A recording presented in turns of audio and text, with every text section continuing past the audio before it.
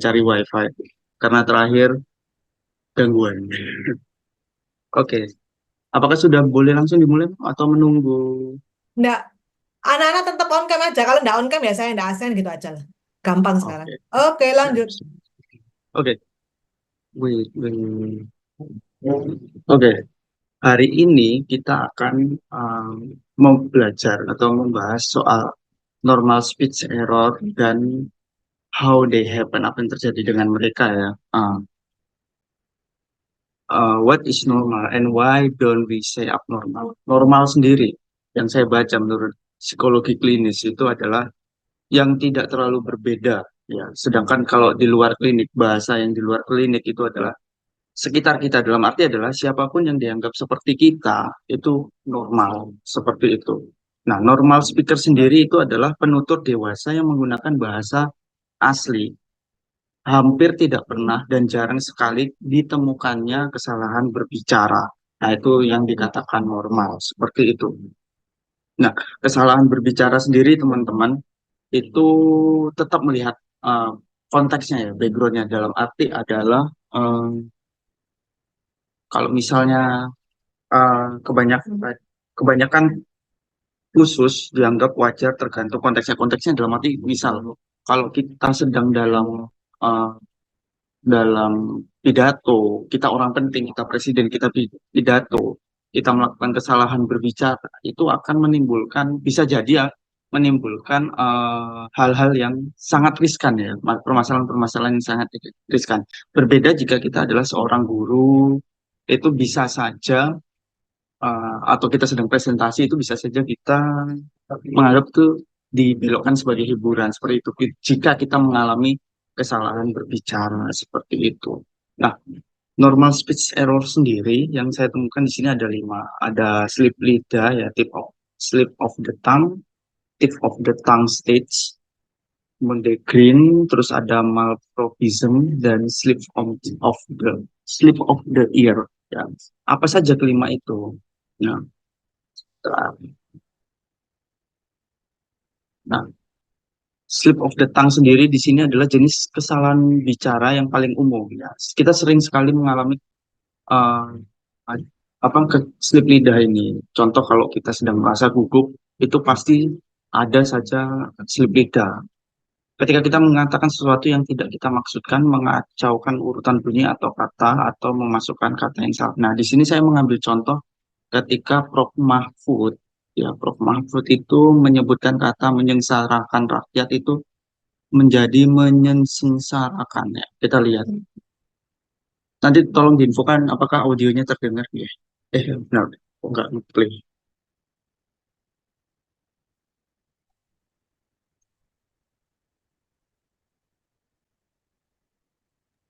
Tidak Nggak, dengar. nggak dengar, Dimas. Oke, sebentar. Share on View option saya itu loh, view audio juga itu. share sound. Oke. Ya, kita coba. Oke, kita ulangi ya. Di sini saya mengambil contoh. Kalau itu dilakukan akan menimbulkan kekacauan yang menyesarakan rakyat.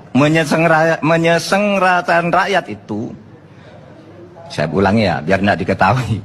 Menyengsarakan, menyengsarakan. Nah, di sini ini adalah salah satu contoh dari slip of tongue. Seperti itu.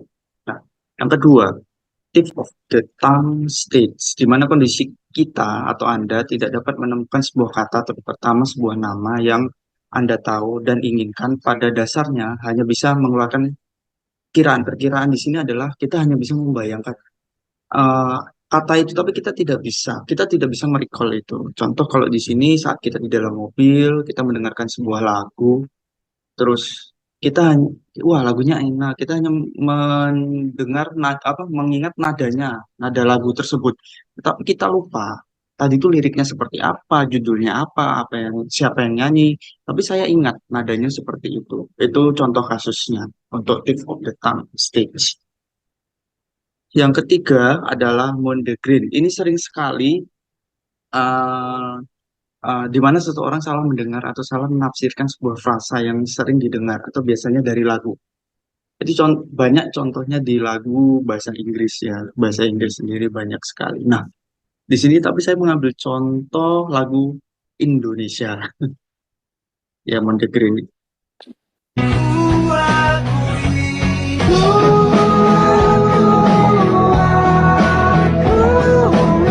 Ku akui,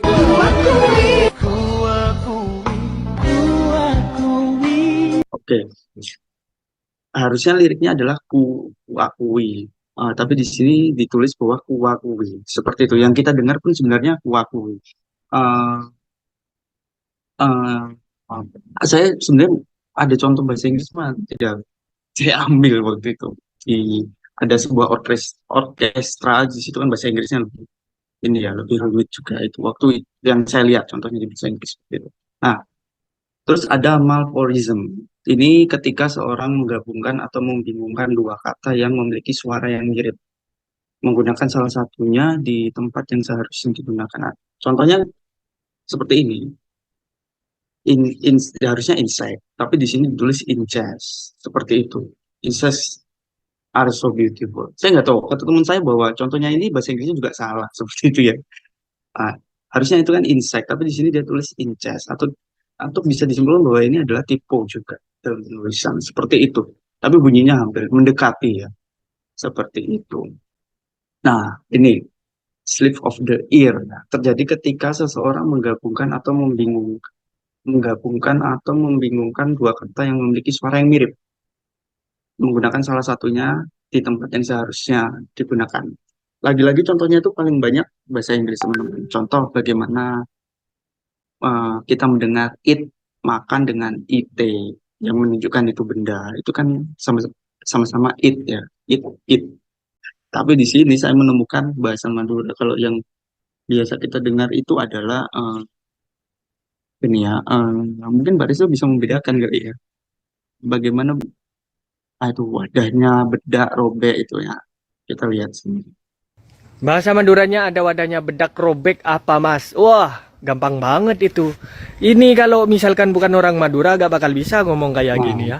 Ya ini, ada itu bedeh, wadahnya bedeh. Nah, bedak itu bedek, terus robek itu bedeh. Nah, itu kalau digabung agak lucu. Bedah, bedeh, nah, bedek, pede, ya kan, agak mirip kan ini. Ini kalau orang Madura asli udah pasti bisa banter ngomongnya iku ya. Beda bedena beda beda, beda bedena beda beda, ya toh. Kamu ndak bisa pasti karena ini bahasa yang rumit sekali ya. Beda bedena beda beda. nah, seperti itu. Itu yang saya temukan dari contoh kasus slip of tongue. Jadi dia bisa membedakan, tapi di telinga kita mendengar bahwa itu semua hampir sama seperti itu. Apalagi kalau dia mengucapkannya secara cepat seperti itu. Jadi who is a normal speaker? Wait, who is normal speaker and who is not? Jadi seorang pembicara normal umumnya adalah orang dewasa yang tidak memiliki aksen asing yang saya katakan tadi di awal ini. Aksen asing yang terdeteksi dan tidak memiliki masalah pemahaman atau produksi bahasa yang dapat dideteksi selain sekali slip of tongue seperti itu. Jadi hampir tidak atau jarang sekali ditemukan kesalahan berbicara. Terus siapa yang bukan pembicara normal? Nah, itu ya tergantung kenapa kita mengatakan dia berbicara secara tidak normal seperti itu. Kenapa pertanyaan itu muncul? Nah, berarti kan dia ada indikasi bahwa dia berbicara dia ada kesalahan berbicara tidak normal. Makanya itu pertanyaan ini jawabannya adalah tergantung pada alasan mengapa kita mempertanyakan itu seperti itu. Nah, terus eh, ini adalah kelompok orang yang tidak tidak akan dianggap memenuhi definisi klinis tidak normal. Pertama adalah first language learning. Di sini adalah bagaimana kita memperhatikan first language learning itu terjadi pada anak-anak. Terus bagaimana kita, wait, catatan saya.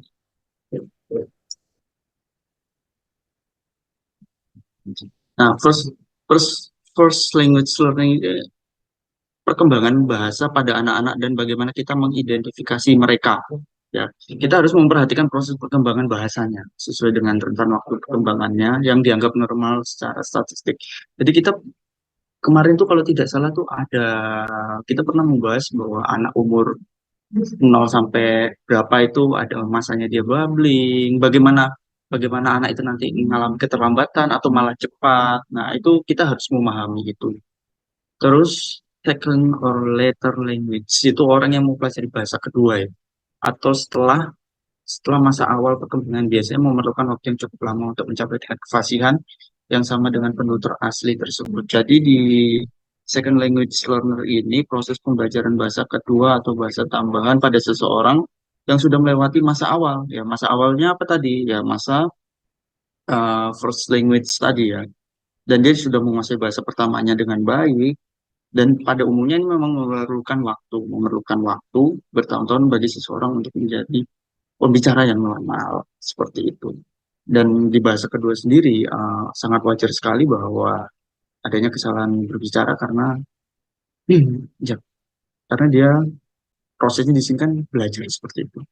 Contohnya eh, contohnya kalau kita belajar bahasa Inggris ya banyak sekali kesalahan-kesalahan berbicara seperti itu.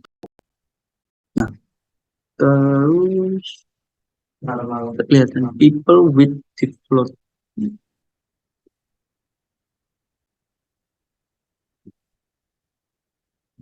Nah, ini yang ketiga, people with development. Aduh, itu Nah, yang ketiga ini ya, saya lanjut saja.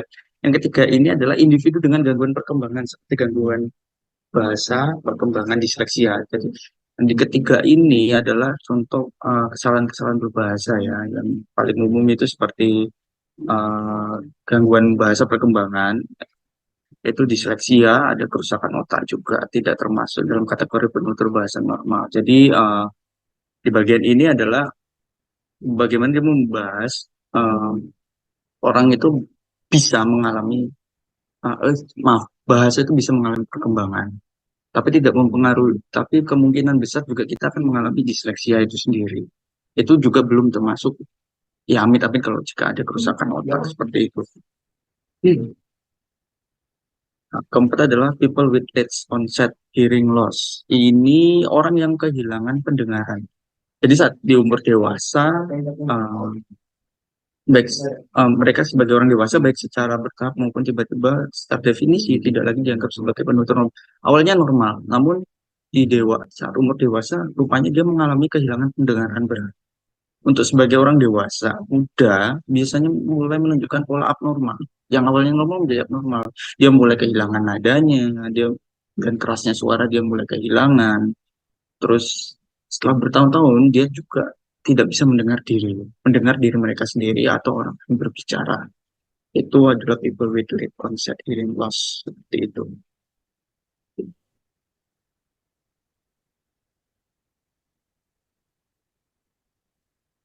Bagaimana proses dasar, ya, bagaimana proses dasar produksi bahasa berlangsung. Hal ini melibatkan pemahaman tentang bagaimana orang yang menggunakan bahasa secara normal berbicara dan belajar untuk membutuhkannya. Ya. Nah, apakah bisa terlihat gambarnya? Oke. Proses produksi bahasa yang terbagi menjadi 5 tingkat. Ya. Saya akan jelaskan satu. Yang pertama adalah dari atas ini. Message level atau tingkat pesan. Ini adalah bagaimana tingkat pertama produksi bahasa yang melibatkan pemilihan sudut pandang cerita, membangkitkan konsep referensi dan struktur peristiwanya. Nah, contohnya adalah ketika kita memutuskan untuk menceritakan pengalaman liburan, kita memilih liburan, misal kita memutuskan untuk menceritakan pengalaman liburan ya, atau kita mendengar cerita liburan, bagaimana mereka memilih sudut pandang cerita. Ya, bisa contohnya adalah misal dari sudut pandang seorang turis. membangkitkan konsep referensinya, misal destinasi liburannya, aktivitas yang dilakukan, dan merencanakan struktur peristiwa, seperti itu. Nah, yang kedua, adalah fungsional level atau tingkat fungsional. Ini adalah tingkat linguistik pertama di mana kata-kata yang sesuai dengan makna dan peran semantik yang dipilih. Contohnya seperti apa? Kita kembali ke liburan tadi. Ketika seorang berbicara tentang liburan mereka, bagaimana mereka memilih kata-kata liburannya ya? Contoh seperti kalau ke pantai berarti dia memilih kata berenang, mungkin mengunjungi, terus ada makan di pantai seperti itu. Yang kira-kira itu menggambarkan aktivitas yang dilakukan selama liburan seperti itu. Yang ketiga itu pos positional level ya, positional level atau tingkat posisi. Ini adalah tingkat linguistik kedua di mana kata-kata ditempatkan dalam urutan yang tepat secara gramatikal. Contohnya adalah ketika seorang merencanakan tadi, liburan tadi ya, mereka memastikan kata-kata ditempatkan dalam urutan yang tepat secara gramatikal. Misalnya mengatakan, saya pergi ke pantai, kemudian makan malam di restoran, bukan makan malam di restoran, kemudian pergi di pantai. Jadi ada urutan-urutannya seperti itu. Tetap melihat konteks dia liburannya kemarin seperti apa, seperti itu. Terus ada fonologi encoding level ya, phonological encoding level atau tingkat encoding fonologis ya. Ini adalah tingkat di mana bentuk kata-kata diproses menjadi urutan bunyi yang sesuai. Seperti itu. Ketika wait, ketika seseorang mengucapkan kalimat tentang liburan mereka tadi ya, mereka memproses kata-kata menjadi urutan bunyi. Misalnya seperti ini. Swimming, ya. Misalnya swimming, berenang tadi, dengan melafalkan setiap suku katanya dengan jelas dan dengan intonasi yang tepat. Swimming, benar swimming ya? Ya swimming, ya seperti itu. Terus yang terakhir adalah wak gesture level ya.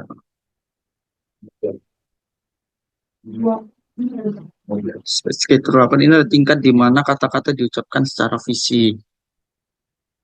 Secara fisik, misal kita ke liburan tadi, misal mereka mungkin menggunakan tangan mereka untuk menunjukkan bagaimana mereka berenang di laut, ya.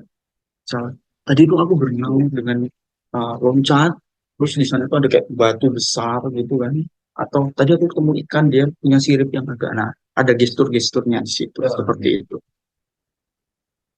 Nah, di buku itu juga menjelaskan, di buku yang saya baca juga menjelaskan the functional level part 1 Lemas dan the functional level part 2 semantic function. Saya tidak menjelaskan terlalu dalam ya, karena jujur saya juga sedikit kurang paham, tapi saya akan coba bahwa di Lemas sendiri itu dia itu menjelaskan bagaimana proses pemilihan kata dan aktivasi makna kata ya yang terjadi pada tingkat pesan tadi yang sudah kita bahas tadi.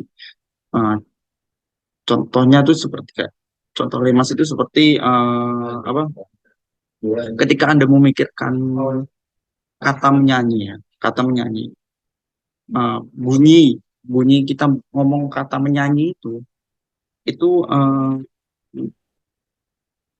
yang merujuk pada tindakan bernyanyi tanpa memperhatikan bunyi atau pengucap. Oh, jadi kita bilang menyanyi. Oh, menyanyi itu adalah kegiatan yang menggunakan mic mungkin. Tapi kita mau ngomong menyanyi itu tidak memperhatikan menyanyi, menyanyi, menyanyi itu tidak, kita tidak memperhatikan. Yang saya paham adalah kita tidak memperhatikan bagaimana kita bilang menyanyi itu. Terus juga dalam produksi bahasa dengan contoh penggunaan huruf kecil kapital untuk membedakan antara pemilihan makna kata dengan pemulihan suara kata. Makna kata tanpa suara disebut lema kata. Nah, seperti itu. Yang kedua adalah the functional level part 2 semantic evolution. Semantic function ya dalam proses pembuatan kata. Jadi di sini di part yang ini itu dalam proses pembuatan kalimat kita mengatur kata-kata sesuai dengan peran semantiknya dalam sebuah peristiwa. Nah, seperti itu. Contohnya, eh, Ketika kata atau frasa dalam sebuah kalimat memiliki peran atau fungsi tertentu, menyampaikan makna secara gramatikal dan substantif. Contohnya misal contohnya tuh misalnya dalam kalimat, dan kalimat John membaca buku. John adalah agen yang melakukan tindakan. Jadi tindakan membaca. Terus juga uh, di sini juga ada, oh ya itu. Misalnya kalau agen ya, agen, agen di sini kan fungsi semantik agen itu adalah contoh tadi John membaca buku. Uh, Agen yang melakukan John di sini adalah agen, dia yang melakukan membaca buku seperti itu yang saya pahami terkait semantik fungsional. Ini referensi saya tidak menambahkan yang artikel terbarunya, belum saya tambahkan, maaf. Nah, ini artikel terbarunya. Sekarang kita akan membahas artikel ya, artikel yang saya temukan.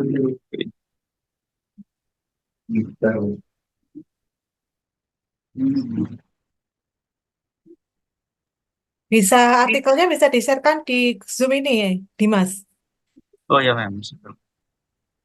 Mari kita belajar, karena ini akan menyangkut tentang bagaimana kita mereview paper.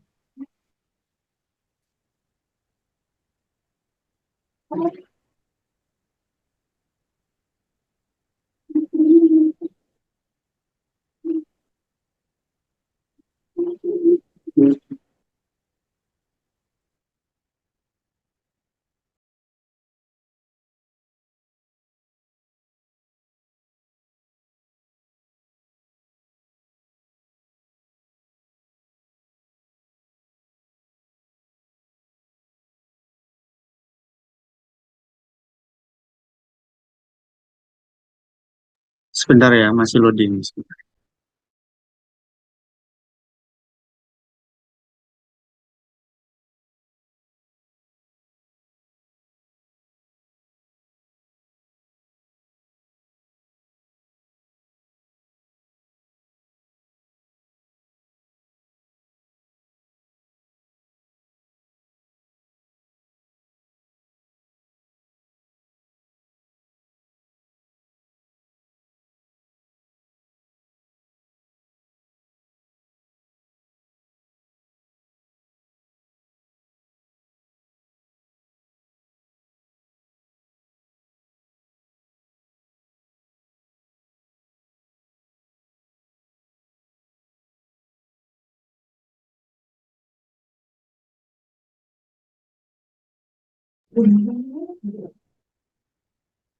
Oke, apakah sudah terkirim? Apakah sudah diterima ya? Sudah ya? Sudah. Sudah. Sebentar. Oke, sebentar.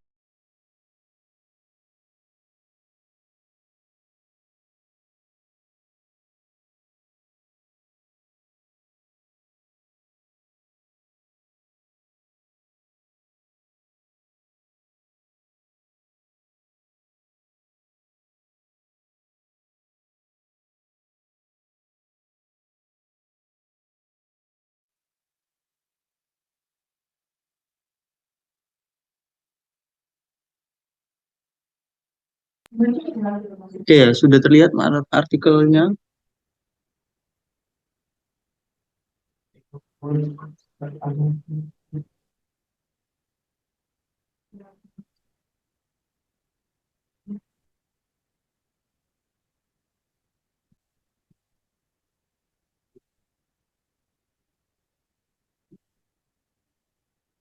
Oke, saya kemarin coba membedah artikel ini. Eh, apakah suara saya terdengar?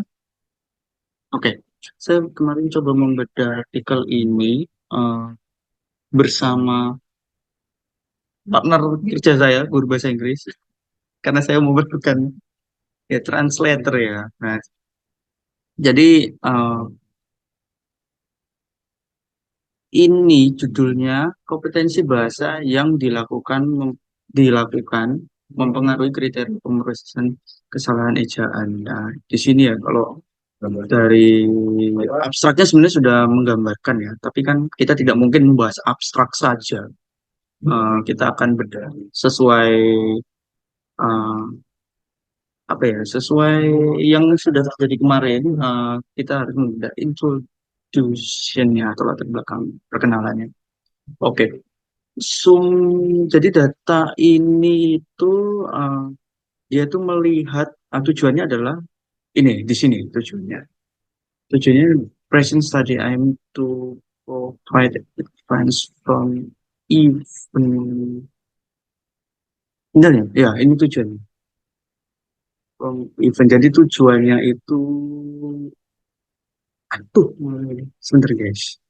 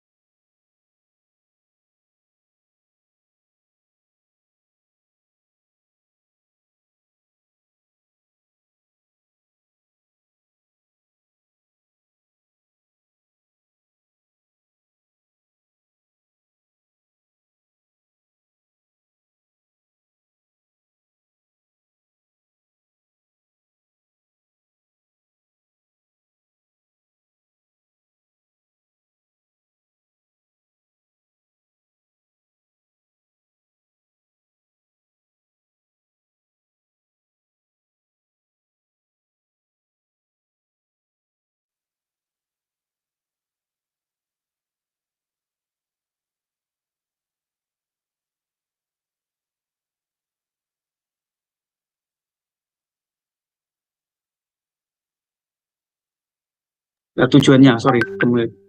Tujuannya itu di sini ya. Eh, Penelitian ini bertujuan untuk memberikan bukti dari potensi terkait peristiwa ERP. ERP itu sendiri,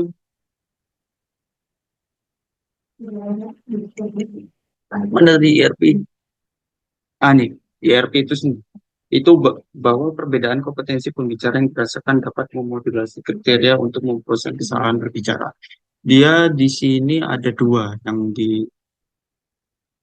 yaitu grammatical agreement dan grammatical error itu, atau slip tongue itu sendiri.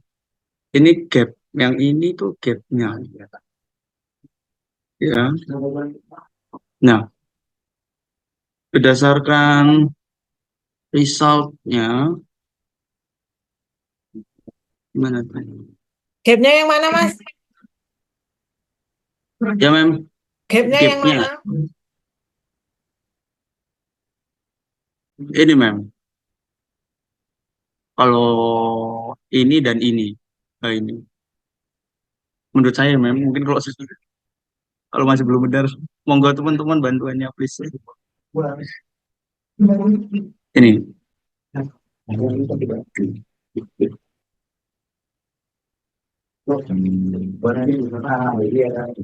Itu membandingkan dua eksperimen tadi.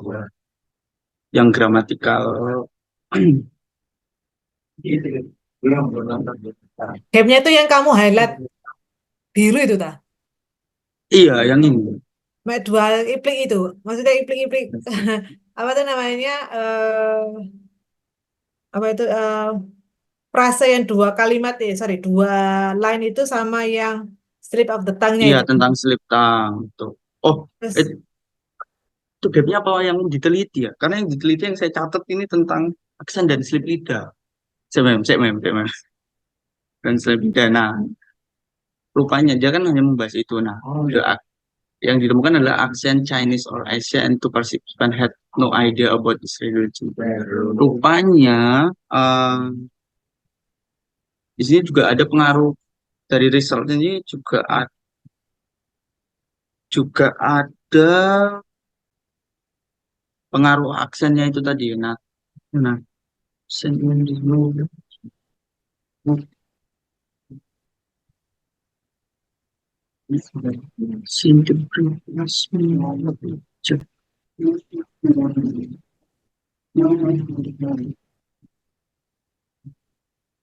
ya itu intinya adalah dia awalnya membahas dua ya, aksen dan aksen dan gramat, aksen dan slip lidah itu di situ. Ini resultnya, itu ada behavior result, ada data analisisnya juga, ada its results seperti itu. Terus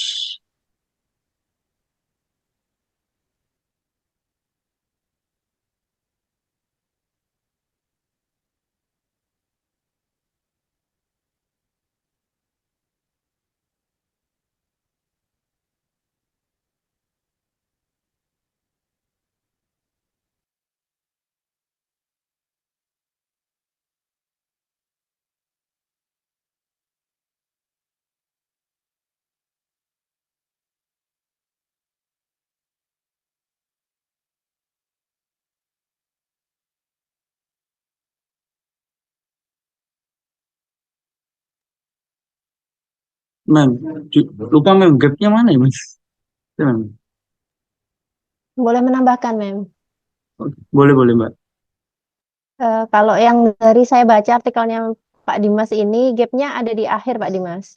Sebenarnya di awal juga ada di halaman yang pertama itu, despite being of great interest for the study of speech production and comprehension, itu sampai not yet fully understood. Jadi eh, ini perceiving slip of tongue and their relationship with native or non-native speaker identities ini not yet fully understood, belum terlalu dipahami. Kemudian yang Oh, ininya apa? Penulisnya itu highlightnya di ini.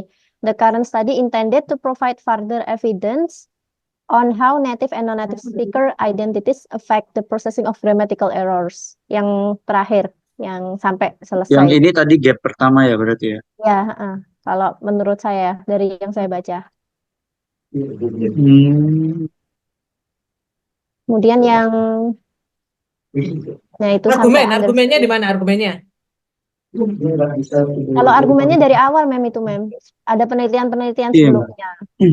Ada yang membahas tentang yang pertama itu ini. Kalau menurut saya, Mem, ya. Prior work has shown that speech perception actively itu sampai di akhir itu kan ada penelitian-penelitian yang terdahulu. Seperti itu. Kemudian ada differences in accent and frequent errors typically distinguished, itu juga ada argumennya dari sebelum-sebelumnya. Kemudian ada slip of tongue ini like spoonerism such as our queer old dean itu rather than itu juga. Kemudian yang bawah-bawah itu juga ada argumen mengenai penelitian terdahulu. Penelitian terdahulunya menjelaskan tentang apa saja. Kemudian si penulis ini menemukan ada gapnya di bagian ini tadi, di the current study intended to provide further evidence ini. Jadi lebih kayak kalau yang sebelum-sebelumnya itu membahasnya tentang leksikosmantik atau ini violation. Kemudian untuk pembahasan tentang grammatical errornya kurang mendalam. Seperti itu, Mem, yang saya baca. Hmm. Kan awalnya dia hanya meneliti dua kalau tidak salah ya mbak Res, itu tadi. Yang saya pahami Ya, itu sih meneliti dua. semantiknya Ya, saja. aksen.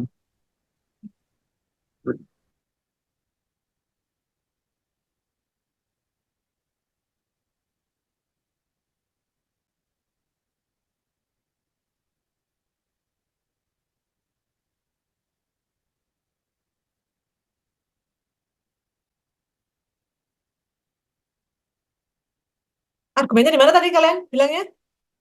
Halaman lah, baris keberapa sampai keberapa?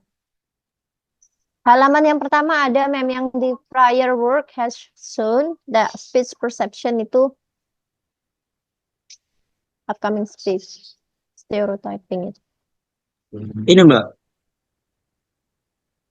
Jadi saya sambil buka masing-masing. Oh, oke oke. Yang di halaman pertama itu, yang ada paragraf kedua, Oke. itu kan menjelaskan dulu penelitian sebelum prior work sebelumnya itu menunjukkan bahwa speech perception actively uses context information about the speaker identity to anticipate upcoming speech. Jadi sebelumnya itu persepsi speech itu ini apa ya?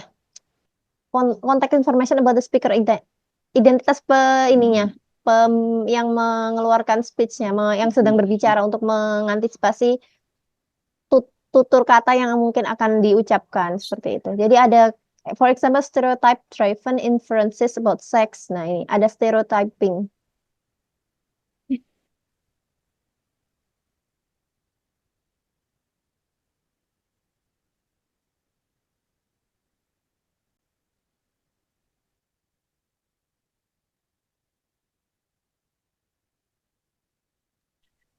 Terus ada lagi yang paragraf selanjutnya itu yang mulai dari speech error and especially grammatical errors are more frequent in L2 than L1 speech.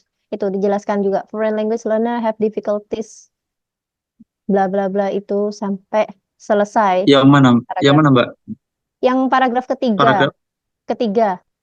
Tapi kalau Oke. menurut saya dari yang speech errors dan especially grammatical errors itu sampai selesai paragrafnya itu menurut saya itu argumennya tentang Itu argumennya, secara Mm-mm. spesial. Iya itu.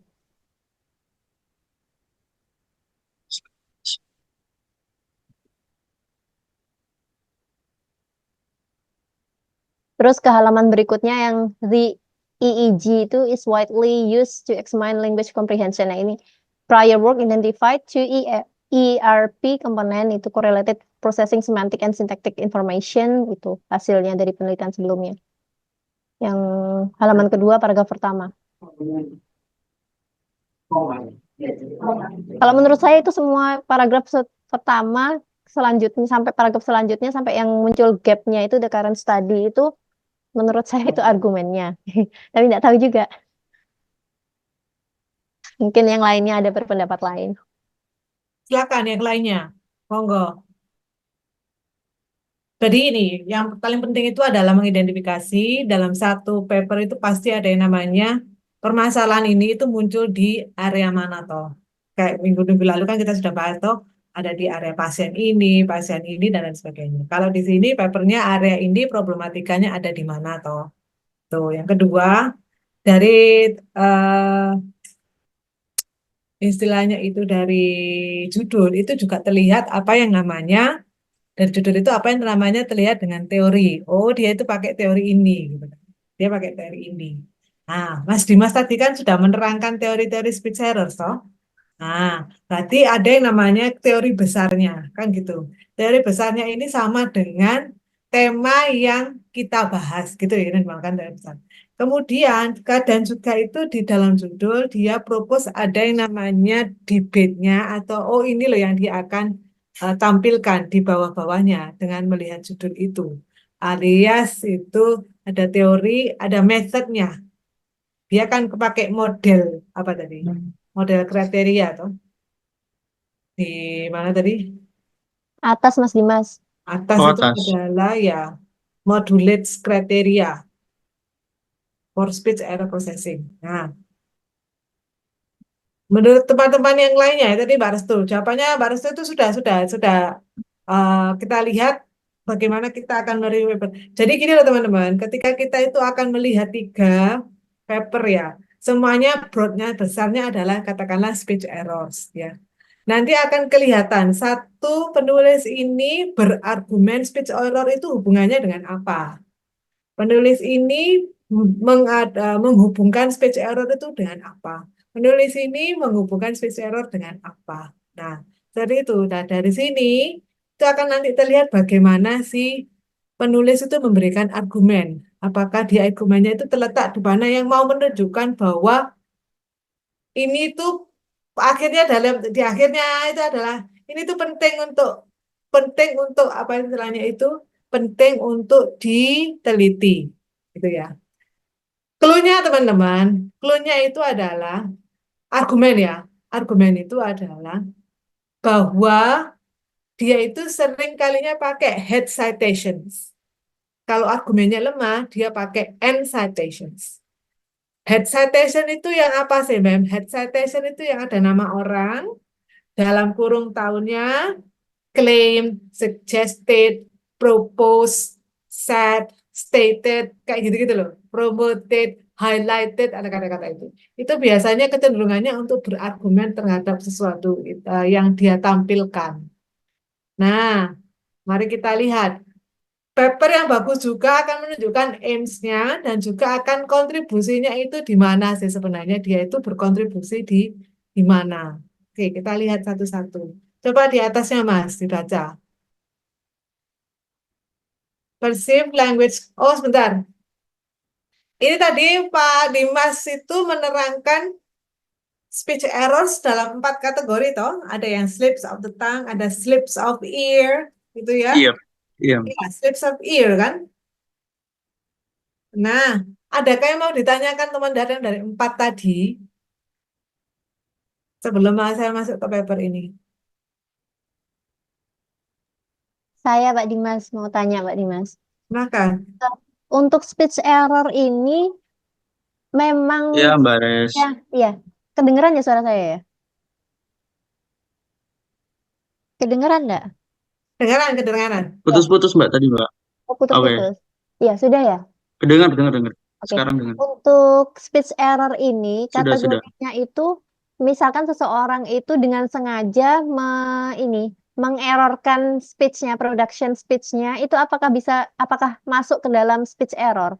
Karena kan ada ya pernah kasus misalkan anak-anak itu kan mereka belum sempurna mengucapkannya, menghasilkan speech itu kan mereka belum sempurna menyebutkan satu kata atau dua kata. Nah, yang orang dewasa ini kan kadang mengikuti seperti kayak yangkung apa yang kakung gitu jadi atun kayak gitu. Nah, apakah itu juga termasuk speech error untuk masuk ke kriteria itu? Itu kalau menurut saya itu meniru orang speech error. Kita tidak, karena speech error sendiri adalah kita tanpa sadar itu ya itu salah berbahasa itu tadi. Sedangkan kalau oh apa ya, kalau anak kecil biasanya apa yang Mbak Resi? Ya Atun tadi ya, Akung ya. Jadi Atun itu tadi. Oh Mbak Atun, Mbak Kakung. Oh alah ya. Ya itu kan itu yang speech error adalah si anaknya, kitanya tidak seperti itu. Kayak gitu. Kalau menurut saya. Berarti kalau speech error itu memang unconsciously ya, jadi tidak secara sadar dilakukan karena ingin melakukan speech error gitu, tapi memang secara nggak sengaja gitu, Mas Dimas. Contoh kasus kalau contoh kasusnya kalau presentasi grogi itu aja dah kayak gitu. Kan Oke, kita kan oke. nggak sengaja untuk ngomong itu sebenarnya kalau menurut saya sih gitu sih. Oke, Pak Dimas. Ya Mbak Resti. Ada lagi mungkin teman-teman. Ya Mbak Jihan. Saya sebenarnya cuma pengen mengkonfirmasi aja sih. Jadi yang Mondegreen tadi itu adalah kayak kita tuh salah dengar yang harusnya jadi A malah jadi B, tapi pengucapannya tuh kayak masih berdekatan gitu kan. Bukan Iya sih? benar. Berdekatan juga sih. Kayak Yang mana? ya pokoknya gitu. Kayak berdekatan gitu kan. Nah, terus apakah kesimpulan saya ini benar kalau misalnya kita mau menghindari Mondegreen ini harus ada jedanya gitu loh, misalnya kayak ku akui biar gak jadi ku akui harusnya jadi ku akui, tapi karena itu dalam melakukan untuk estetika jadi kayak digabung aja gitu loh. Jadi di Mondegri sendiri kan itu apa yang kita dengar, yang terjadi misalnya tulisannya tuh kuakui, orangnya menyampaikan kuakui, tapi kita mendengarnya kuakui. Jadi, oh berarti tulisannya mungkin saja bisa kuakui atau kuakui kayak gitu. Kalau penangkapan saya adalah bagaimana kita mendengarnya itu sih, salah menafsirkan yang kita dengar apa gitu. Itu banyak terjadi kalau kita misalnya menyanyikan bahasa Inggris ya, itu sih. Cuma sayangnya contoh saya Indonesia. Jadi ini tuh nggak necessarily harus dihindari gitu ya. Nah, cuma saya tuh jadi ada pertanyaan, kalau misalnya ada frasa salat dilanggar dan salat dilanggar itu tuh masuknya ke mana gitu loh dalam empat itu. Nah, ini saya mau Pertanyaannya degree nih. bagus. Salat ini adalah salat sholat apa salat makanan? Nah, itu. Ini kalau secara penulisan ya, saya tanyanya itu adalah sholat karena dia eh, secara bakunya sholat itu ditulis SALAT, jadi salat bukan salat buah-buahan yang aduh jadi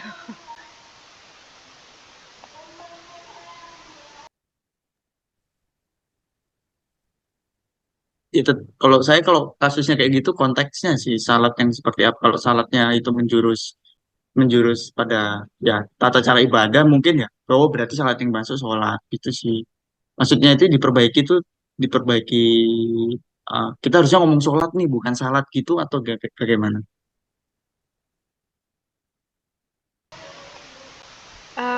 maksudku adalah kan salat dilanggar kan ada yang secara verba itu langgar di dilanggar gitu loh, kayak kita melanggar peraturan. Ada juga yang langgar itu adalah tempat gitu loh. Nah, itu Ini kasusnya kayaknya kalau menurut saya itu adalah kasus eh, ini kan semantik juga toh. Anda pernah mendengar kata homonim,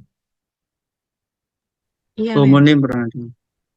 homonim, homofon, Iya, men, pernah. pernah dengar nggak? Ketika ejaannya sama, terus ketika ejaannya sama dan kemudian tapi dia ejaannya sama dan kemudian tulisannya sama tapi beda makna. Ada juga yang tulisannya beda, ngomongnya sama. Nah, itu kan Hmm. hubungannya dengan semantic relations itu kan, semantic relations. Yang ditanyakan Mbak Jihan ini, saya rasa itu areanya ada di semantic relations. Nah, semantic relations itu yang hiponim, homonim, sinonim itu. Jadi dia kalau misalkan dia itu suaranya sama, kemudian apakah dia itu homofon, homonim, dan lain sebagainya seperti itu. Karena dia kan dilanggar itu langgar ada dua tulisan kan dilanggar. Nah, dia kan sama, cuma ada beda di bukan. Dua-duanya sama, dilanggar atau dilanggar. Tulisannya beda, penulisannya itu hanya dibedakan pada space saja toh. Kalau dia bilangnya dilanggar, berarti dia adalah tempat. Kalau dilanggar, dia violated. Nah, ini kembali lagi ke semantic relations karena dia memiliki ujaran yang sama dan tulisan yang sama. Itu hubungannya dengan semantic relations. Nah, kalau yang speech error tadi pertanyaannya Mbak Restu, apakah yang punyanya dewasa itu speech error atau bukan? Itu bukan. Yang niru apa itu yang akung jadi Kecil. atung. Ah, ah, bukan. Niru anak kecil itu bukan. Bukan, itu bukan terkategorikan speech error. Speech error itu kalau misalkan Mas Dimas tadi itu mengklasifikasikannya menjadi empat ya Mas. Nah, pertanyaan saya itu, dia itu naturally atau dia itu memang saat developmental proses, saat developmental apa itu namanya? Saat developmental, iya proses ya, apa itu namanya? Ah, proses pembelajaran itu loh. Apa tadi language acquisition gitu loh. Atau memang speech error di waktu-waktu tertentu yang Mas tadi. eh Kalau saya pemerolehan itu berarti maksudnya prosesnya memang. Ya. Di situ sih, menurut saya. Berarti, tak buka. Maksud memang ini ya, mem.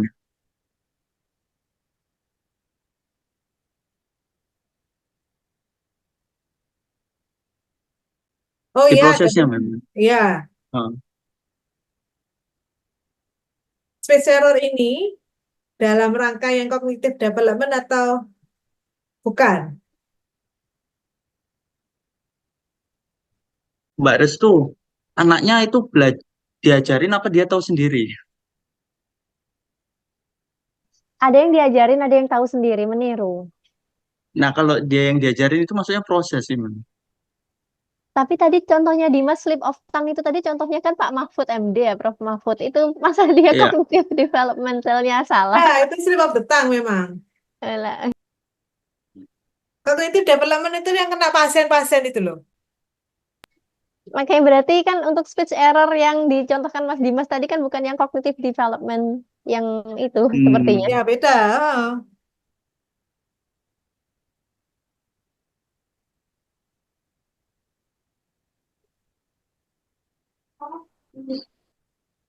Sepertinya kalau yang cognitive developmental itu yang kemarin dijelaskan Vin kemarin, yang tak anu apa topik topik sebelumnya. iya, iya. Vince, iya memang sedikit berbeda. Lupa ya, Vince kemarin yang gimana ya contohnya? Oke, kamu yang presentasi kepala bingung sendiri toh Mas Pi. Itu loh Ya ya kalau, kan, kamu lema sama semantik itu kan ada beberapa yang mungkin saya sarankan itu perlu banyak contoh hanya dalam bahasa Indonesia, tapi banyak bahasa hmm, Inggris juga gitu loh. Nah, karena di situ ada kata grammar, word form. Jadi kalau misalkan word form itu pasnya itu contohnya kok bahasa Inggris ya saya lihat dari itu seperti itu. Oke, no problem. Baiklah, Dimas. Ada pertanyaan lagi terakhir sebelum saya mau menjelaskan tugas-tugas yang kalian akan lakukan untuk yang UTS-nya ya. Saya mem. Monggo, pertanyaan silakan Mbak Vincentia ke Dimas ya. Ya, untuk ke Mas Dimas. Mas Dimas, ini kebetulan ada teman saya itu kasusnya dia susah menyebutkan kata jilbab. Jadi, oh, jiblab. Jadi jiblab. ya, jadi jilbab. Apakah itu termasuk speech Termasuk, error ya, atau itu termasuk? termasuk. Berarti Kamu speech juga mau, kamu juga tadi termasuk, menjadi termasuk. Itu ya, termasuk sih. ah, iya, maksudnya itu kan teman saya ini itu dia eh, berbeda dengan kasus Pak yang tadi di video itu kan tidak disengaja. Nah, teman saya ini dia itu kayak bisa dibilang disengaja karena emang dia nggak bisa sebut jilbab begitu. Apakah itu termaksud? Iya, itu masuk slip. Slip. Ya, itu masuk speech and concord slip sih. Masuk slip tongue itu. Kamu pernah belajar articulatory processing? Tidak, memang kalau slip. Nah, saya dulu waktu ambil introduction tuh, sorry, yang ambil linguistik kontemporer, itu kan ada yang namanya metathesis tuh. Ya, Yang yang Mbak tadi linguistik. contohnya barusan apa Mbak? Jiblab tuh. Iya, jilbab jadi jiblab. Nah, itu apakah metathesis ataukah speech error?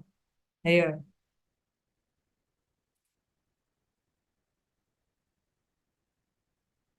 Masih ingat metathesis kah teman-teman? New Delhi, New Delhi, ya kan? Ask menjadi aks, kayak gitu-gitulah. Nah, kalau Oh, contohnya Mbak Mecensia itu tadi jilbab menjadi jiblab, apakah itu meta. speech error atau No, metathesis? metathesis bukan speech error ya, Mas? Beda ya? Itu, loh kamu kan tadi kamu gimana loh? Lah kamu tadi membaginya apa aja? Iya. Kalau saya mau baginya tadi, 5 tadi itu, Mem. Slip tongue. Itu masuk, kalau saya, itu maksudnya slip of tongue. Kalau saya. Nah, Heeh. Kalau saya itu. Nah, slip of tongue itu spoonerism itu kan? iya. Dengan kata lain kan spoonerism. Dengan kata lain yang sekarang ini ya saya juga membahas itu kilir lidah itu loh kan ya. Pleco itu loh.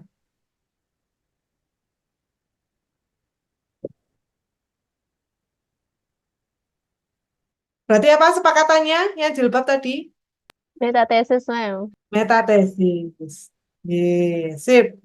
Ada lagi yang mau ditanyakan? Terakhir, masih ada 5 menit. Oke, terima kasih teman-teman.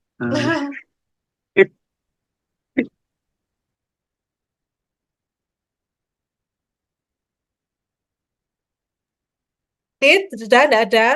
Enough, man. Cukup. Cek ini toh Mas. Gak apa-apa, ini Nggak kita diskusi dulu. takut. Saya penasaran ini, Mem. Saya perlu belajar yang bedah artikel itu, Mem. Sulit, Mem. Kita PR di situ semua nih, Mem. Iya memang, wong saya aja 4 tahun kok. Dan Kak, dari 4 tahun itu akhirnya kita itu terpola dengan paper-paper yang bagus. Makanya kan apa itu paper itu apa istilahnya ya? Paper itu sering-sering sering-sering paper yang bagus. Nanti akan polanya lihat yang sama gitu loh. Ya. Baik, sudah. Sa- Dimas, tolong sharekan ini chatnya ada apa ya? Coba kita lihat ya lebih masuk yang memang bukan Siko. Oh, Ilham ini mencatat saja, Kak, ngomong. Ilham. Kak, saya tidak baca nih barusan. Metatesis lebih ke masalah artikulatori ya, memang bukan ke psiko. Iya, artikulatori bukan ke psiko. Kecuali mereka yang kayak ini loh, apa tuh yang gagap itu kan? Kapan dari itu kan ada yang ngomong gagap, gagap, gagap itu kan? Apa gagap itu?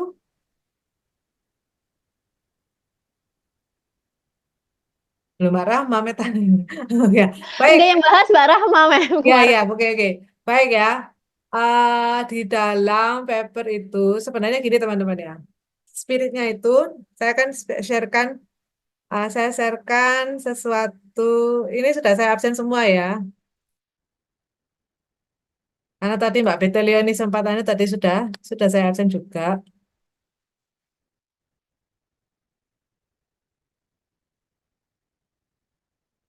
Hmm, saya mau share ini loh. Saya mau share apa yang namanya kolom-kolom-kolom. Bentar. Mana ya? Sebentar.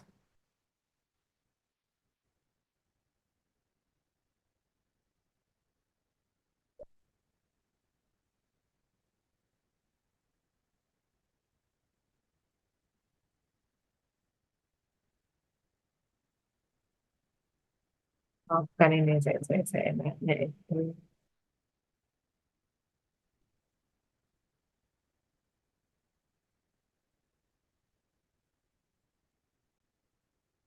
Bentar ya, saya tuh mencari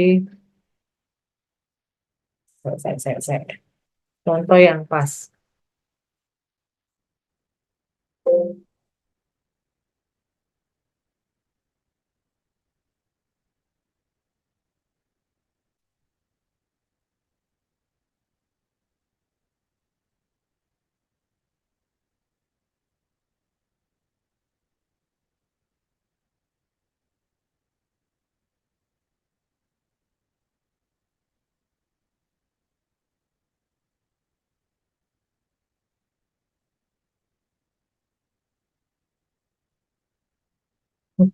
Bukan. Saya sabar ya.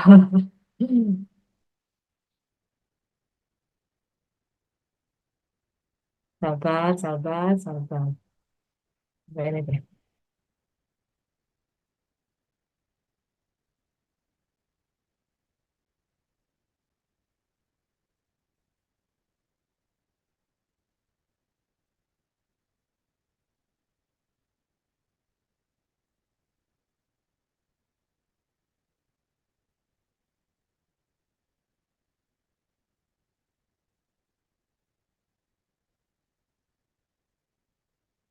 Saya tuh mau cari yang tampilannya yang bagus itu loh.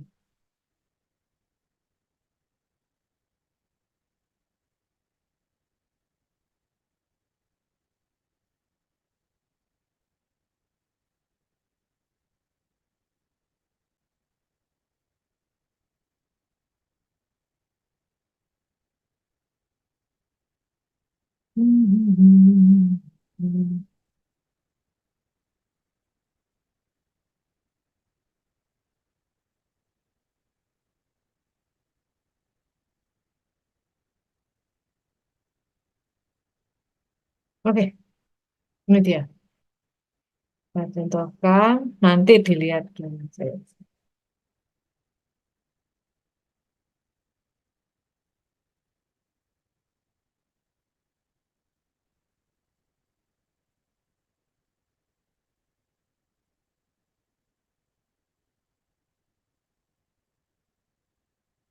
Saya punya contoh, tapi contohnya mohon maaf ini bukan contohnya dalam bentuk bahasa Inggris, bukan teorinya linguistik, tapi teori yang dulu pernah saya ajari yang saya pelajari terkait tentang manajemen. Tapi jangan melihat dari manajemennya, melihatnya dari proses pola berpikirnya, teman-teman. Ya, baik. Anda kan punya ini ya, teman-teman. Anda kan punya masing-masing kan sudah memiliki tema, ya, sudah memiliki tema yang nantinya dipresentasikan. Basically, literatur review untuk membaca review bacaan-bacaan itu adalah untuk mencari gap dan mencari argumen di dalam paper itu. Sehingga nantinya Anda akan gunakan paper itu untuk mendukung citasi Anda terkait tentang, oh kenapa kok ini penting. Seperti itu ya. Kenapa kok ini penting, kenapa ini urgent, ada apa yang kurang, dan Anda mau tangkap. Anda perhatikan di sini ada kata references ya. Anda nantinya akan diminta untuk mereview 3 paper, ya, mereview 3 paper. Jadi ada 1, 2, dan 3. Ini kan banyak sekali saya tuh, banyak. Nah, di sini itu saya minta Anda, ya, 1 harus mencari argumen di paper itu. Contohnya adalah references. Ini hubungannya teorinya tentang circular supply chain. Pastinya di dalam judul itu ada yang namanya circular. Hubungannya keyword proses yang dimaksud dengan teori utama adalah yang nantinya semuanya itu akan mengerucut ke teori itu. Katakanlah saya punya circular supply chain. Di dalam teksnya ini ada kata circular supply chain. Ini ada kata circular design. Terus ini ada juga circular supply chain. Ya kan? Circular medical products. Kemudian di sini ada kata circular juga. Semuanya itu erat kaitannya dengan circular supply chain. Nanti yang paper Anda, selecting paper ya, ini masih selecting paper ya. Selecting paper tadi papernya siapa? Mas, itu ya, Mas Dimas katakan. Mas Dimas itu papernya adalah terkait tentang ini.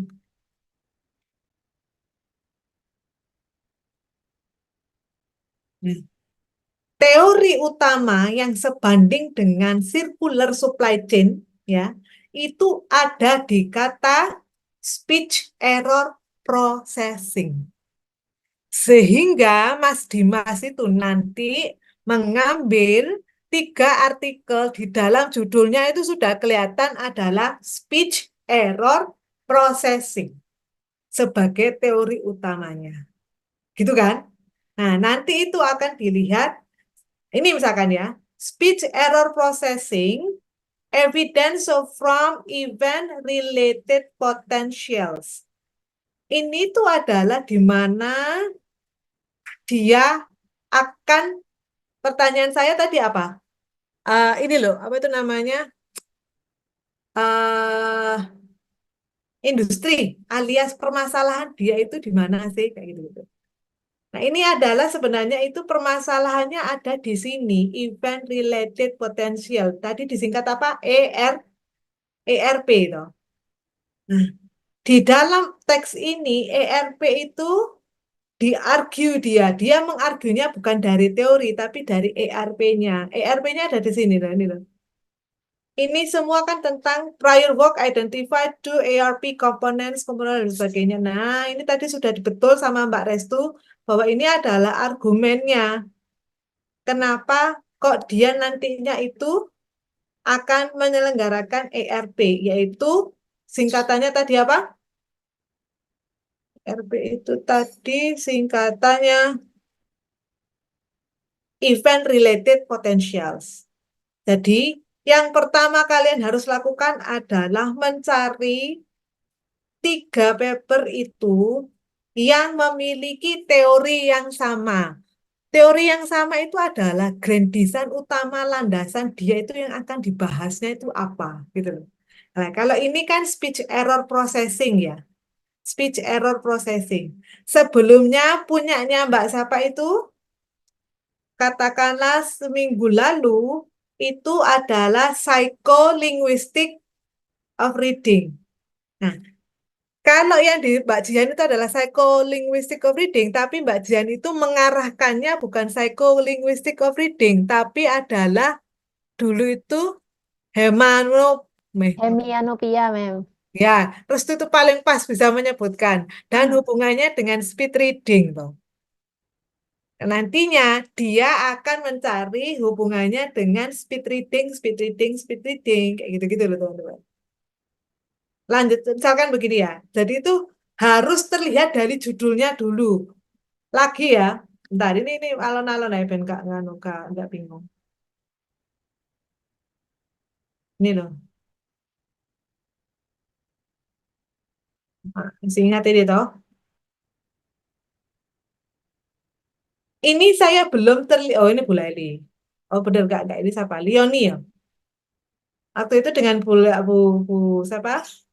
Bu Laili kan. Foundations of Language and Language Development. Ini adalah yang dari bukunya teman-teman. Tapi bergantung kepada artikel yang Anda pilih. Harus hati-hati, harus disesuaikan dengan teori, semuanya itu harus sama. Nah, ini kalau Vincentia kemarin itu adalah language productions, masih ingat nggak yang semantik, fonologi semantik ya? Fonologi semantik, tapi fonologinya tidak dibahas, hanya semantiknya saja yang dibahas. Nah, itu nantinya, itu fonologi semantik itu adalah bagian dari argumen sebenarnya. Teorinya bukan fonetik, semantik, fonologinya. Mbak Vincentia masih ingat nggak paper Anda judulnya apa, Mbak? Tentang ini, Mem, the effect of psycholinguistic training based on phonology and semantic on sentence production in an aphasic child with cerebral palsy. Oh, psycholinguistic training ya? Psycholinguistic training ya? Iya, Berarti itu adalah metodenya impact of psycholinguistic trainings on Aphasic child, on Mem. aphasic child with cerebral palsy. parasite berapasi gitu kan. Iya.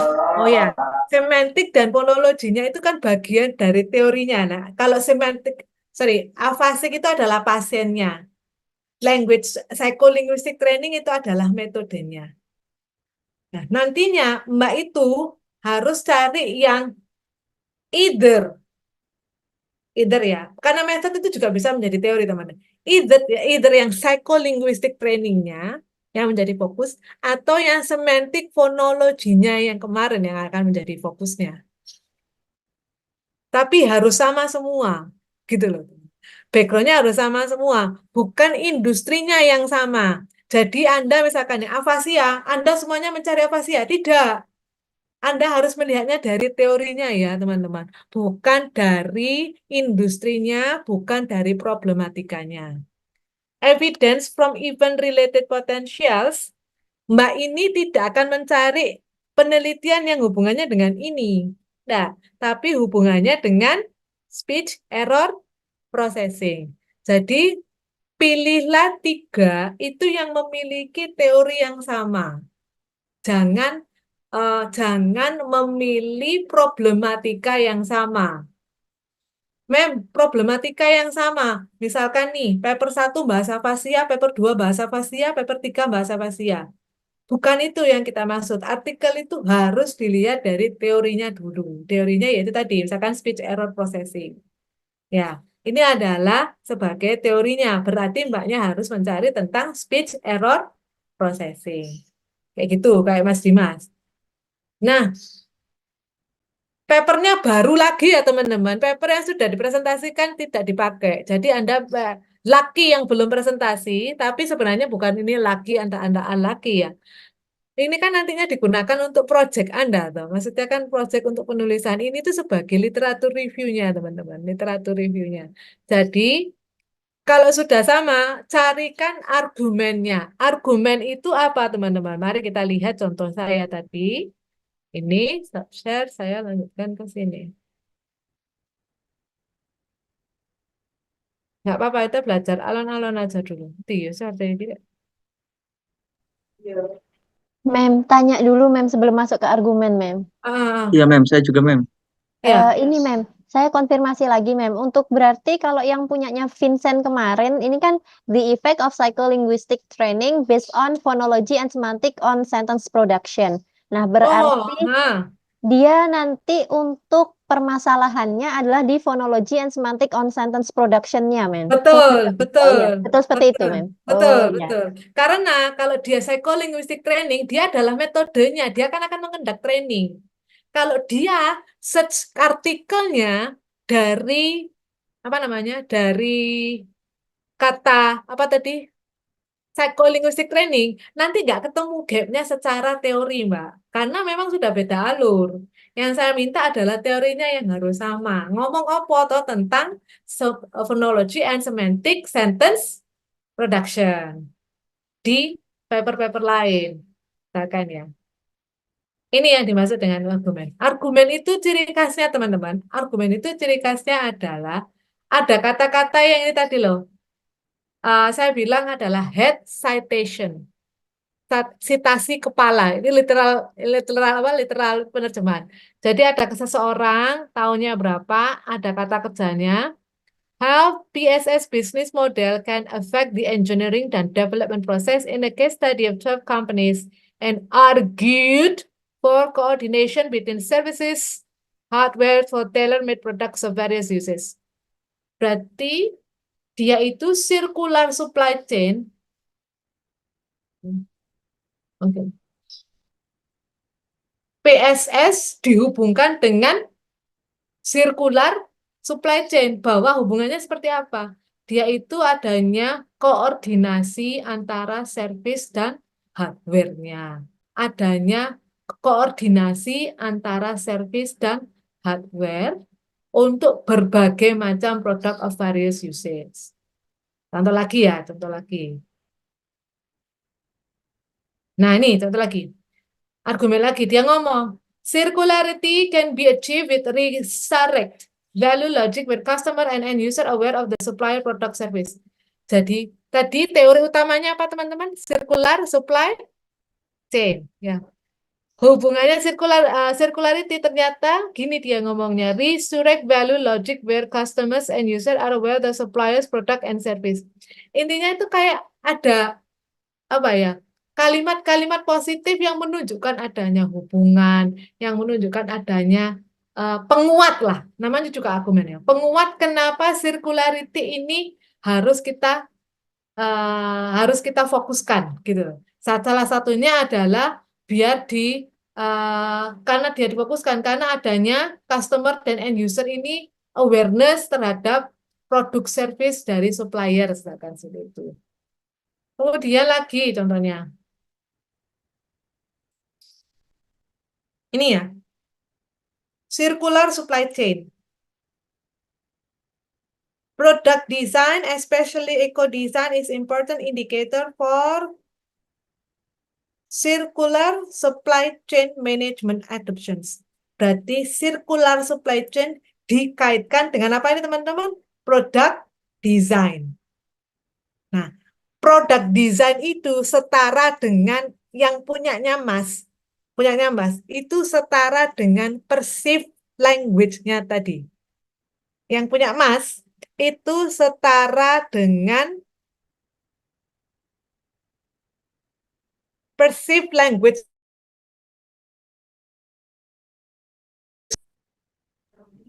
Maaf mem, putus-putus mem. Halo.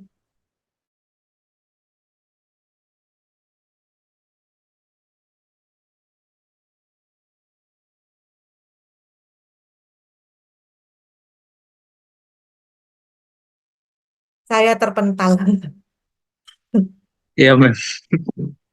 Saya terpental. Dan itu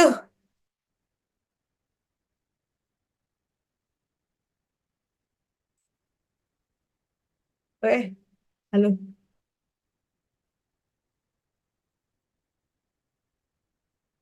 Bisa jadi juga speech error production ini kan speech error itu yang tadi yang saya katakan yang product service eco design product design itu hubungannya dengan event related potentials. Belum share Karena mem. Maaf.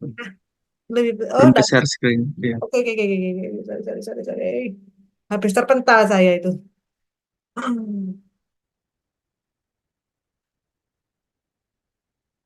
Ini loh, event related potential, ERP toh. ERP ini dihubungkan dari sini loh teman. Nah ini kan dia ngomong apa, PRI itu ngomong ini, udah ada bla bla bla bla bla. Nah ini loh yang tadi. Nah ini toh, ini nah. Kemudian yang dimaksud benar-benar argumen, yang gini dah. Ini loh teman-teman. Nah, kelihatan enggak? Brouwer, Crooker, Van Huysen, and Hooks recently suggested that N400 amplitude reflects activation and retrieval of lexicosemantic informations. From long-term memory, and the P600 component indicates the integrations of activated information into online utterance interpretations. Tadi saya bilang apa? Perceive toh? Nah ini loh. Semantik tadi loh ya kan, perceive kemudian hubungannya dengan ini. Argumennya ada di mana? Ya ini. Nah ini argumennya. Ditambah lagi, ini kan ada, ini loh teman-teman, ada kata ini loh teman-teman, head citation itu loh. Ini loh yang dimaksud dengan head citations. Kemudian ada lagi. Nih. Berargumen ERP yang N400. For example, Hanulikova tested gender agreement violations and semantic word knowledge violation in native Turkish accented Dutch. They found a P600 effect to gender errors in L1 speech but not in L2 speech. Jadi yang ERP-nya itu P600 akan kepengaruh pada errors di bahasa pertama, tapi tidak di bahasa Kedua. Nah, ini adalah argumennya. Terus ini juga kan ada argumen lagi bahwa tadi kan Anda sudah ngomong semantik. Nih. Nah.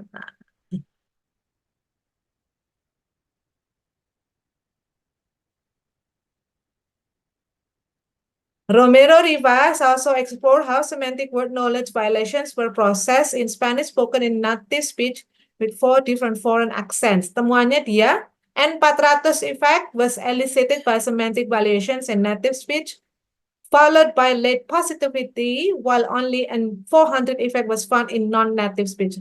Balik lagi, dia berargumen hanya khusus yang N400, bukan P600. Tadi kan ada yang P600 dan N400. Ya toh. Nah, itu yang dinamakan argumen. Ini ada copas.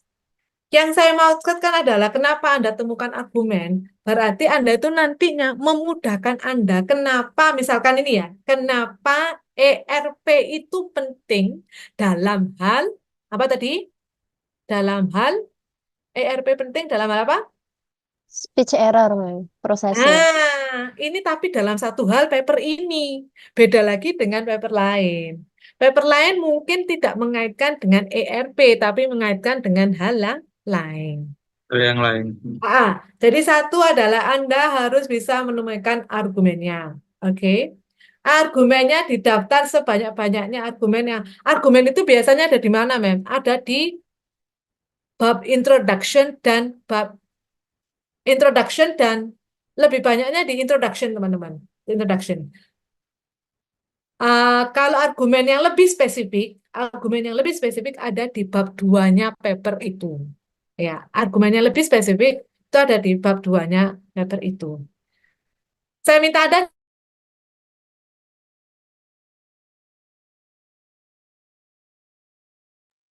Ya, Mem.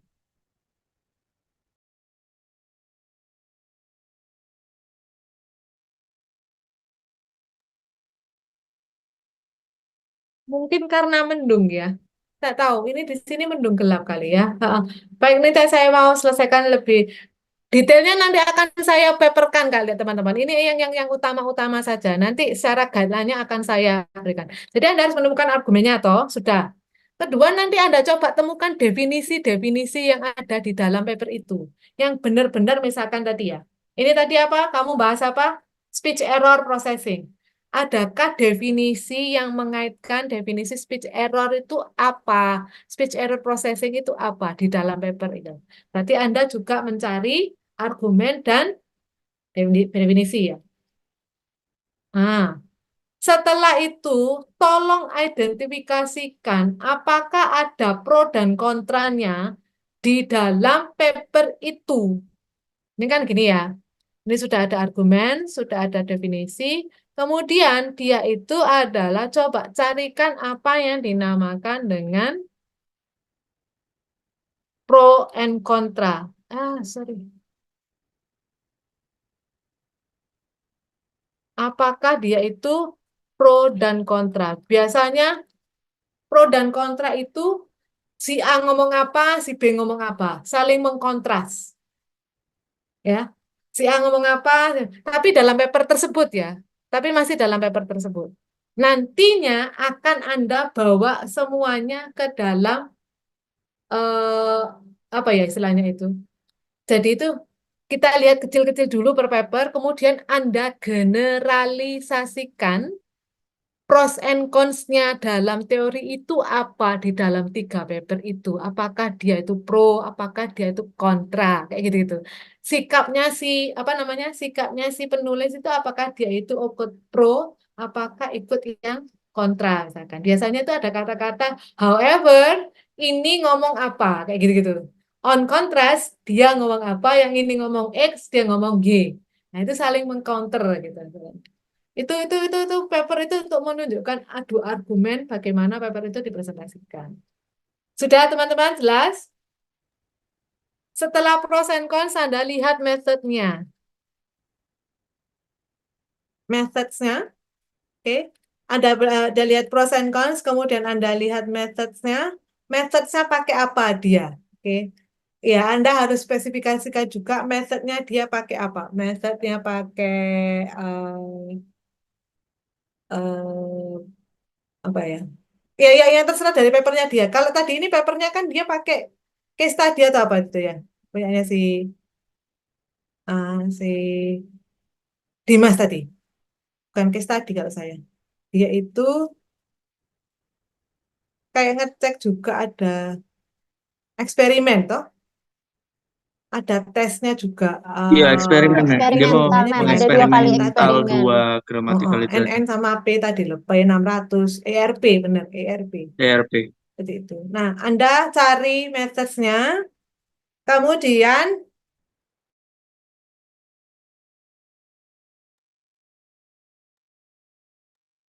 Mem like mem. utamanya tadi argumen. Intinya itu harus nyambung gitu loh. Yang kemarin kan misalnya ya, oh ini fonologinya tidak ada teman-teman ternyata. Hanya dia membahas tentang semantik, tapi fonologinya kurang. Nah, Anda carilah findingsnya itu, spesifik findingsnya apa yang yang sangat-sangat spesifik bound terhadap paper itu apa Anda cari. Spesifik loh ya, bukan yang general. Spesifik findings terkait tentang paper itu. Oke? Sudah. Nah, ini per paper kan ada findings, methods, pros and cons, ada definitions, ada arguments toh. Ya. Dan cari limitations-nya. Dia ada limitations-nya atau tidak? Di dalam paper itu dia menyebutkan biasanya di akhir-akhir.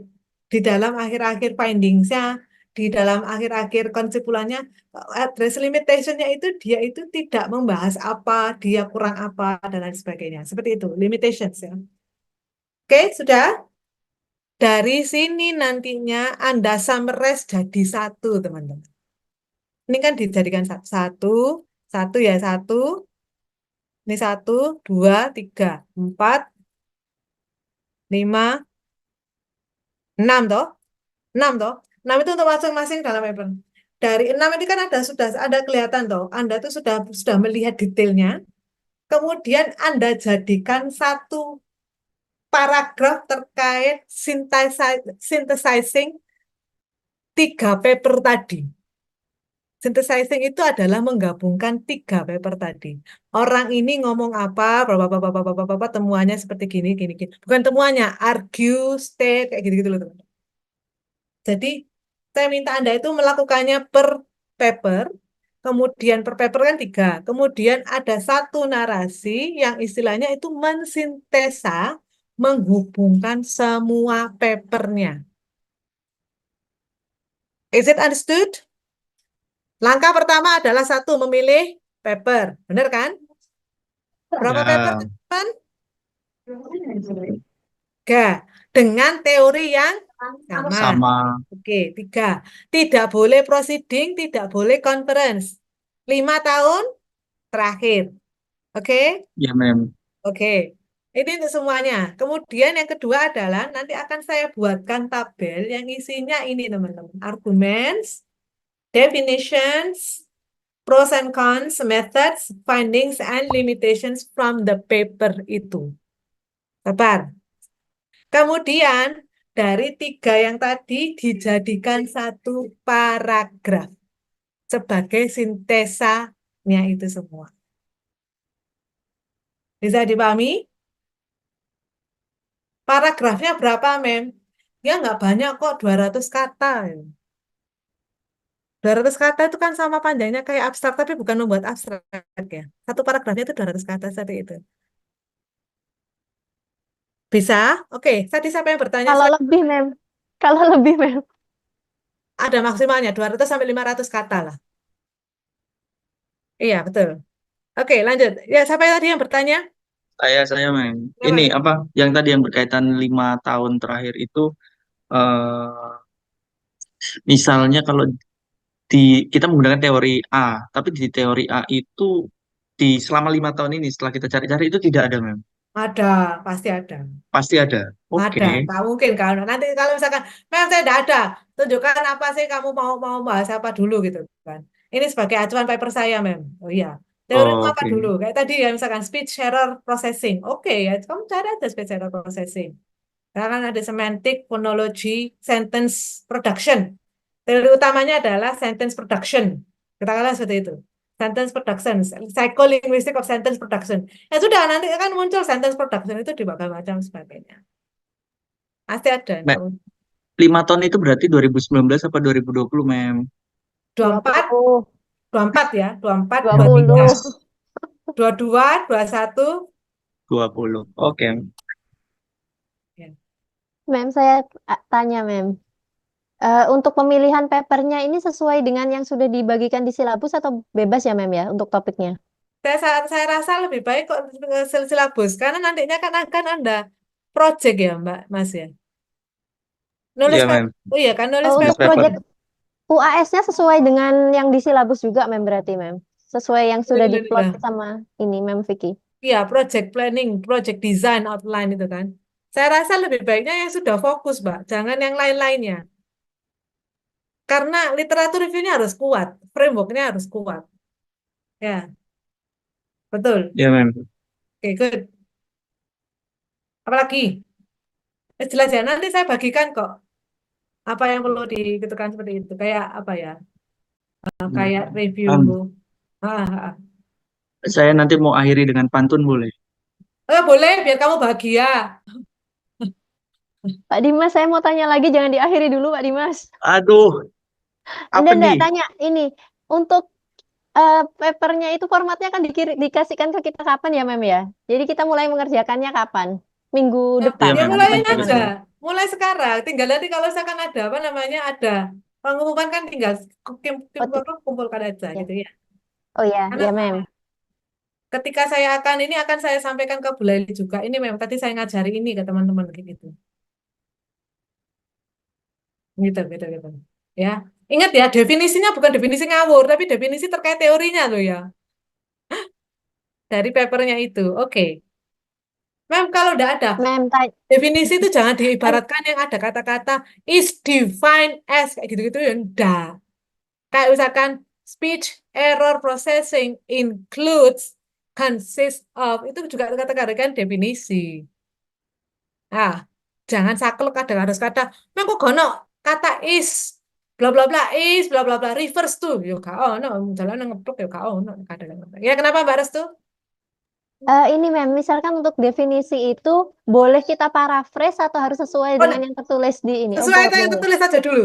Oh, sesuai yang tertulis ya. Iya. Tugas Anda nanti di sintesanya itu yang tidak boleh plek. Yang di sintesanya itu yang tidak boleh. Itu pola berpikirnya dulu aja. Nah, dan ini dulu cara berargumennya dulu, kemudian sintesanya itu tidak boleh sama persis. Baru itu. Oke? Paham teman-teman? Paham. Oke, nanti akan saya kasih guideline-nya segera. Sudah? Saya mau mengakhiri lebih cepat ini karena maghribnya juga semakin lama semakin maju. Baik, ini adalah pertemuan terakhir untuk sebelum UTS ya. Nanti setelah Iya, UTS Mem. akan bertemu dengan Bu Laili 2 kali pertemuan dan itu dengan Mbak Restu, Mas Ilham di pertemuan ke-9, Mbak Restu di pertemuan ke-8. Minggu depan UTS-nya kan teman-teman ya. Nah, Ya, baik. Mem. Oke, saya akhiri. Terima Cukup. kasih. Pantunnya adalah berdasarkan info dari dari Leoni, pergi ke Malang menjemput Rizky. Selamat ulang tahun, Mem Vicky. Terima kasih, terima kasih, terima kasih. Ulang Selamat ulang tahunnya. tahun, Mem. Ya, terima Selamat kasih ulang ya. tahun, Mem. Jadi, oh ya, ya, terima kasih, terima kasih. Sebenarnya tuh hari kemarin, hari kemarin, hari kemarin. Terima kasih Ya, banyak. Mem. Oh iya, iki ana anuku yo, gak tak rene apa rek. Sepurane yo rek. Ana, memang itu nicknya dosen itu. Dosen itu adalah tanggal lahir. Saya malu sendiri, ya Allah. Huruf B. Jadi jadi itu adalah tanggal Langsung lahir. disembunyikan.